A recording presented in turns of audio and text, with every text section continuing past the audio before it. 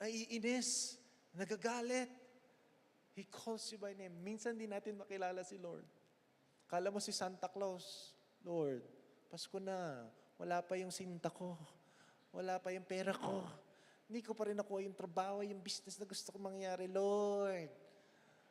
Minsan nakala, hindi eh. God calls you by name, calls your attention, and when He calls your attention, He calls your name. He's so personal with you. I can preach that over and over again. And ang response ni Mary, look at this. Jesus said to her, Mary! I don't know how he was said. Mary? I don't know. Hindi ko alam. Pero may exclamation point. So it must have been loud. And it said, Mary! She turned and said to him in Hebrew, Rabboni. Rabboni. Depende sa accent mo. Which means, teacher. Jesus called Mary. Rabboni. Rabboni. I could imagine. Na-imagine ko na. Na-imagine mo? Walang ganong takbuhan doon sa Bible. No? So what happened there is, 10 chapters earlier, John, the writer of the gospel, said, in John 10, verse 27, my sheep hear my voice. I know them and they follow me. So here's the truth. You recognize Jesus when you hear Him call your name.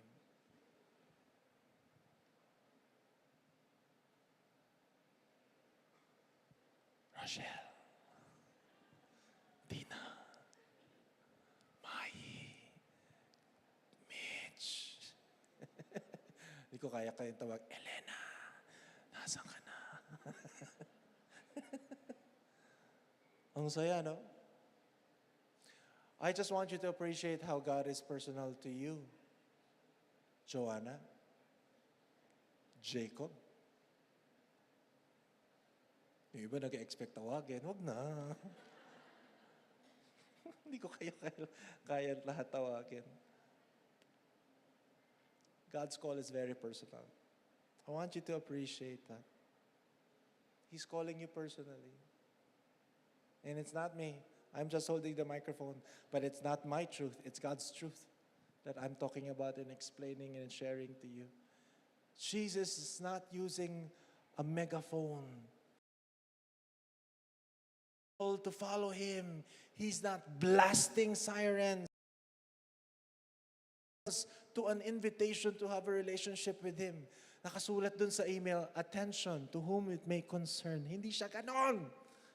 He calls you by name, Sophie. He calls you by name, Hershey.